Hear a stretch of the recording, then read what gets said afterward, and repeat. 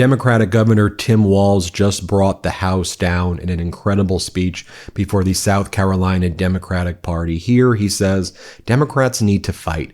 We need to bully the shit out of Donald Trump. Bully the bully. Don't be nice. Bully the shit out of him. Sorry to use that language. That's what he says, though. Here, play this clip. Called out on this because I called Donald Trump a wannabe dictator. It's because he is. It's because he is. Oh. The governor's being mean, and the governor's speaking out on that. Well, maybe it's time for us to be a little meaner. Maybe it's time for us to be a little more fierce. Because we have to ferociously push back on this. And again, I'll speak to my teacher colleagues in here. The thing that bothers a teacher more than anything is to watch a bully, to watch this bully and to stop it. And when it's a child, you talk to them and you tell them why bullying's wrong. But when it's adult like Donald Trump, you bully the shit out of him back. You push back.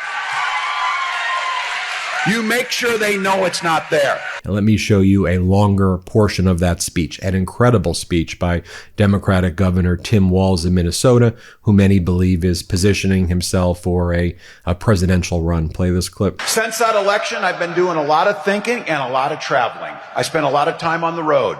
I was in Wheeling, West Virginia, Omaha, Nebraska, Youngstown, Ohio, Fort Bend, Texas.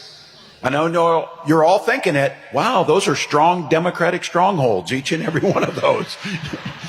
But I went to those places because those are places with Republican members of Congress in states that voted for Donald Trump. And I went there to listen to folks. And I want to tell you, they are really pissed off about what's going on in Washington.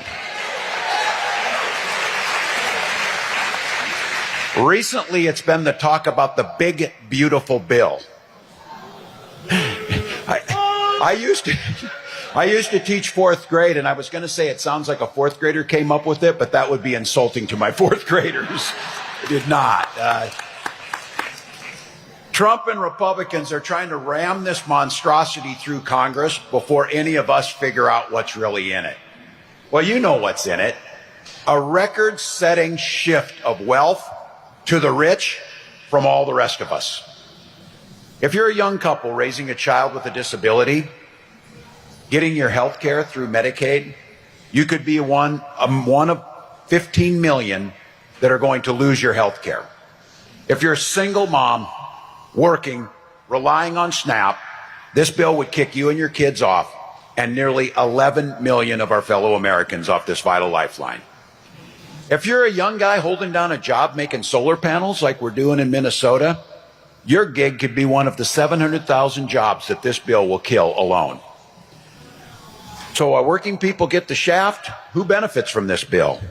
I don't know if anybody, there may be one, we'll see if somebody in here, if you make $4 million a year, you get a $400,000 tax break. And if you and your spouse are worth over $30 million, you get to pass that wealth down to your Nepo children tax-free. But if you make less than $50,000 a year, the best you're going to get out of this is about $300. Less than a decent set of tires will buy. But it is a little something, I'll give you that. But it won't make up for what you're going to lose in having to pay to go to the doctor's office or the grocery store. So to put it plainly, the rich are going to feast, and the rest of us will be lucky if we get scraps. 13 million kids will be kicked off free school lunch. Those kids get to go to school hungry. And all but 2 Republicans voted for this big, beautiful pile of bullshit. All but 2. You know when they voted for it? Right before 3 a.m. Every heist needs the cover of darkness to get through, as you all know. But when Trump and the Republicans aren't sacrificing our livelihoods at the altar of massive tax cuts for the rich, they're finding plenty of other ways to screw us over and make life hell. You can talk to my mom, or roughly 1 in 5 South Carolinians who rely on Social Security as their major retirement income. They're terrified. You've got some 19-year-old Doge dweeb rooting around in government systems, mainlining 4 locos, and messing everything up. If they flip a wrong switch, my mom, your relatives, people that depend on Social Security, they don't get a paycheck, which means they don't get to pay for the heat in their home or their groceries. But I want to give Elon a little bit of credit. I know you're finding that hard to believe, but I'm going to. Somebody said, do you think he does anything right? Yes, this week he did. He finally quit and found government ways. He did do something right.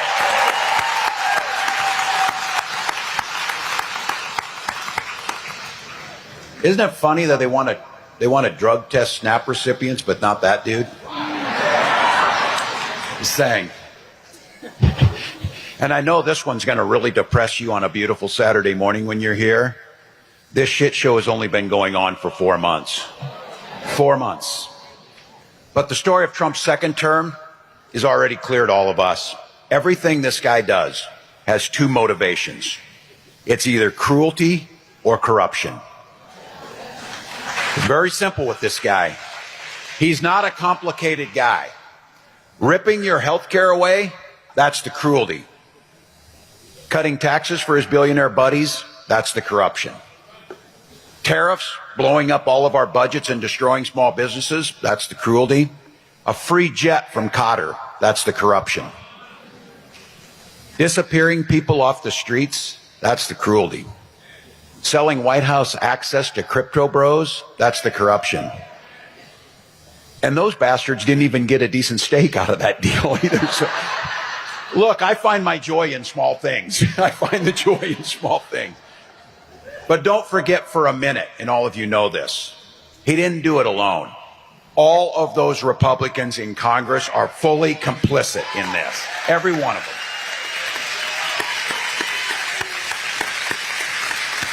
And here's the thing that really gets me, the ones who've tricked the press into calling them moderates. You know, they get Susan Collins on TV and she's always deeply concerned about things. Well, do something then, instead of being deeply concerned. Because there's nothing moderate about caving to Donald Trump every single time he asks. Every single time. Finally, here he is talking about what he thinks the Democratic brand should be. And he goes, look, Democrats need to deliver for the people. Democrats need to talk about their big ideas and deliver for the people. He goes, imagine if Democrats moved with the speed with which Trump and Musk destroyed America, but Democrats did it to deliver on policies that help Americans. Here, play this clip. People no longer wonder what the Democratic Party stands for. The Democratic Party stands for taking care of my family. The Democratic Party stands for doing things that improve people's lives. And so now all of a sudden, and I'll say this too, you got a whole bunch of young people, and my son is one of them. By the way, I'm really proud of this. This feels like my greatest accomplishment. My son Gus is graduating on Tuesday. So that is my proudest moment. But Gus tells me a lot of young men, you might have seen this, a lot of young white men did not vote for this ticket. And they're wondering what we're doing with them. My son says, Dad, most of them don't know about the policies and stuff. And if they do, they probably agree with you. They just think the other side, it's cooler to belong to this. They just think it sounds tough to belong to this. Or they feel like you're at least going to them and talking to them instead of having people they don't know up there with you. And so this idea, and I've said this a lot of time, people want to belong to something. They want to be with other people. Most of us, sometimes other people bug us and we want to be alone. We know that. But I know this as a teacher. I was involved, coaching sports, but I was also involved with helping with the musicals. And I was also involved helping with the speech program and also that. And I did those things that I liked them. But providing a place for a young person to feel like they're part of is really important. And I would argue that's true. In a society where we have become more divided, less personal, where people look down at their phones and text, and I'm not dogging on technology, but I'm saying I think it's made us more isolated. I think it's made people lonelier. I think that's especially true with a lot of men. They want to belong to something. Donald Trump knows that. It may not be a football team, but he provides them a uniform, that damn red cap. He provides them a common language that they talk about. He provides them something that they belong. Now, we know in healthy organizations, you don't need to demonize someone else, but since he's only offering anger and animosity and belittling others, he still offers something. We as a Democratic Party have to offer a place that is, yes, welcoming, but I can't imagine. People don't go to his rallies to listen to his dumb crap that he's saying. I don't believe that. I think they go to those rallies to be next to people who think like them. I think they go next to those rallies to feel like they're part of something. I bet you they go to those rallies to talk about their kids to one another and talk about what's going on in their lives. And in a society that seems more divisive, that political party or that movement that he has, I would argue a compassionate, kind place where everybody's involved is a place they should be too. But damn it, we should be able to have some fun and be joyful. We should be able to gather in these places. We should make them feel like they matter. So look, we've got the guts, and we need to have it, to push back on the bullies and the greed and punch them right where it needs to be done, to telling our policies are better, our policies improve your lives, and what you're doing is cruel and corrupt, and it cannot stand. We need to say that. We need to bust down systems. And again, this is my take on this. What Donald Trump has taught me is, I've been in this now elected office for 20 years, and there's issues that I have worked on for 20 years. And they're like, well, it takes a little time to get this done. People have been born and gotten old. And yes, I'm proud. In 2010, I voted for the ACA to improve health care to everyone. I voted for Obamacare. And I went in front of town halls and defended that vote. And I heard people tell me, you're going to lose your job over that vote. And I said, sounds pretty good to me. If people are going to get health care, I'll go back to teaching school and coaching football, because that's worth it. That's worth it. What Donald Trump figured out was it shouldn't take 20 years. So I'm just cautioning everybody. When we win, and we will, we're going to win the Virginia governor's race come this November. We're going to win New Jersey. We're going to take back the House of Representatives. But I'll tell you what, and the people in this room are probably the most impatient. When we get back and win that election in 28, we damn sure better not say, you know, I think we're going to tweak some of these things around health care to make it easier for you to talk to your insurance companies. Really, you think you better maybe deal with that? You think maybe we better be bold? You think maybe we better make real changes in people's lives? Because here's the deal. I think it's unconstitutional, and the courts will determine if it's illegal. But what Trump learned from his first term to this one is, if you say you're going to get things done and actually do it, even if it's not the right thing, people still give you credit for getting something done. They give you credit for doing it. Now, it's destructive as hell on their side. Think how powerful a tool that will be if we move with the same speed that he's moving to give everybody health care, to improve our education system, to address the climate crisis, to defend human rights, both here and abroad. Imagine how powerful that is. So look, here's the time. Here's the time for all of us. Donald Trump is the existential threat that we knew is coming. It is going to be, I'm not going to whistle past the graveyard. It is going to be a challenging few years here. But it starts this November. Actually, it starts this Saturday as us starting to organize. Donald Trump ran for president for 4 years after he got beat in 2020. The Republican Party ran for 4 years. Their school board members ran for 4 years. All of those things were happening. And what I know about our party is we know how to work. We're people with grit and resilience. We know how to get things done. We're used to getting the shaft. We're used to being on the short end of things. It's who we are. But when we do that, and when we know what we have, this is a moment. This is a moment not just to win an election. This is a moment to transform back to the Democratic Party. When I was growing up, many of you, if you're my gray hairs in here, know this. My family wasn't overly political. They weren't overly political, and we were in a small town.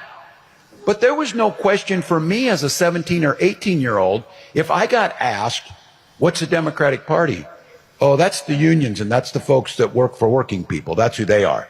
Well, who are the Republicans? That's the country club and the rich people. That's who they are. And it was pretty clear. And then you started to figure out, this Social Security thing is a good idea. Who came up with that? Democrats. This GI Bill and Pell Grants to make college more affordable. Who came up with that? Democrats. This idea that you should trust women to make their own health care decisions. Who came up with that? Democrats. You knew that. This is our opportunity. And for the leadership that's in this room, let's define who we are. Let's define it with a fierce defense of those who can't defend themselves against a bully. Let's fiercely push back everywhere we can.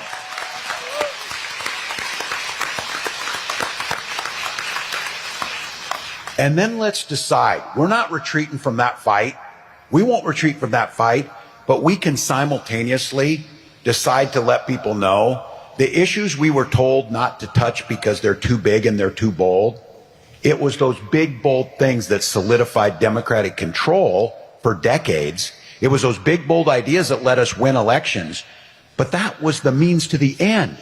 It was those big, bold ideas that were enacted by the Democratic Party that improved the lives of millions of Americans. It was those big, bold ideas that gained our reputation around the world that the United States was the good guys who stood with people who were less fortunate. It was the United States who stood up to places like Russia, like North Korea, instead of voting with them. That's our opportunity.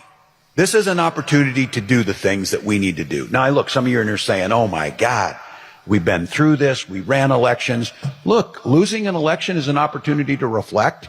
It is an opportunity to reflect, but it damn sure better be an opportunity to fight a little harder coming back the next time. That's all I would say. So, I'll cop to this. I am an eternal optimist, but I came about it legitimately. I supervised the lunchroom for almost 2 decades. You don't survive that gig if you're not an optimist. You do not survive it. But I know, and I think it's just perfect as I see this. Some of you heard me talk about this a lot. I think the most powerful word, my wife says this, most powerful word in the universe is hope, is the hope for it. And the motto of this great state, while I breathe, I hope. While I breathe, I hope. I'll take that one step further. Hope is the energy that gets us believing in a better tomorrow. But as my wife Gwen says, though, she says, but hope is not a damn plan. We can't hope that Donald Trump quits acting like he is. We can't hope that we win an election. We can't hope that these people aren't as cruel as we think they are. We can't hope that people get the health care that they so desperately need. We have to plan for it. And that's what brings you here today. You're giving of your time, your treasure, your talent to build what's necessary. And I'll tell you this, those things we accomplished in Minnesota wouldn't have happened without restructuring our entire Democratic Party, putting the power back in the county units, putting the power back in the state units. And it wouldn't have happened without some soul searching, because I'll end with this. I don't want you to believe, oh my God, everything is like heaven in Minnesota. No. Because last weekend was the 5-year anniversary of the murder of George Floyd on the streets in Minneapolis. We always like to think of ourselves that we're on the right side of that Civil War. But I want to be very clear with this. I had a woman a few years ago, and we were talking about racism, intolerance, structural barriers that were put in place to hold people back. And this woman was sitting with me in Duluth, Minnesota, about as far north as you can get up on Lake Superior. And she came from Arkansas, and she said, yeah, Arkansas is racist. She says, but in Minnesota, the racism's quieter, but it's meaner. And I think the acknowledgement of this, we know we've got work to do. That's why we're a group of people that believes it's important to teach our history, our true history, to every one of our children. And a great state And a great country can acknowledge where we got it wrong. But once we start to do that, and in the 5 years since George Floyd, whether it was getting rid of some of the techniques in policing, or coming to the grips that our police can't be asked to solve all of our problems in the middle of a crisis, while we brag a lot that Minnesota has some of the highest graduation rates and achievements, it starts to a little different when you disaggregate that data and you start to see the gap between black and white students is as big as any place in the country. So we took those things on. We didn't admire the problem by calling it out. We tackled it. And just this couple weeks ago, we announced we had closed that graduation rate to the greatest amount that we had between black and white students in state history. Now, I tell you this, for all of you in here, I don't believe you get patted on the back for doing what you're supposed to do. So we as a Democratic Party, I know those will say, oh, you focus too much on this diversity and this equity and this inclusion. We focus on it because it's foundational to everything we do. We focus on it that closing that gap is not only morally the right thing to do, our future depends on us closing that gap. Our future depends on it. The leadership in this country, in Minnesota alone, 80% of our workforce will come from communities of color over the next 75 years. Even if you have no moral courage in your body at all, if you want to see us survive economically, you damn sure better start investing in black communities and making sure they're healthy and educated.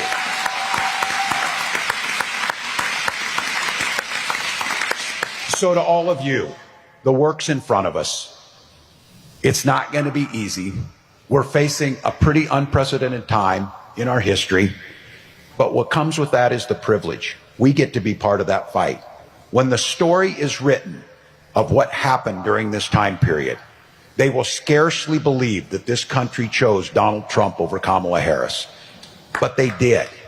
But the real story that will be written is, how did we respond after that election? How did we respond to the challenges? And it starts with an individual, and it gets bigger and bigger. So here we are in one of the reddest states, according to that stupid map that you'll find, with a room full of people who care about their neighbors, a room full of people who's willing to take the good, the bad, the ugly, the warts, and the highest achievements we've had as a country and recognize that this towards a more perfect union is still going on. We're not there. But each and every one of us get the chance to do something about it. So on behalf of my family and my children and my future grandchildren, let's hope, thank you all. Thank you for caring enough about this country. Thank you for taking time out of your lives. Thank you for showing this. And I will leave you with this, that in states that are either purple or blue, nothing inspires us more than to see progressive Democrats fighting in the reddest counties, in the places that are most red.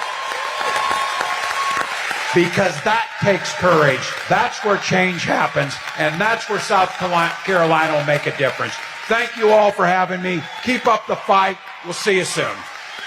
So a powerful speech right there by Democratic Governor Tim Walz. Hat tip to him, and a privilege and an honor to be able to cover it here on the MeidasTouch network. Let me know what you think. Hit subscribe, and let's get to 5 million subscribers. New Meidas merch drop! Check out the latest pro-democracy sticker packs, t-shirts, hats, sweatshirts, and more. All at store.meidastouch.com.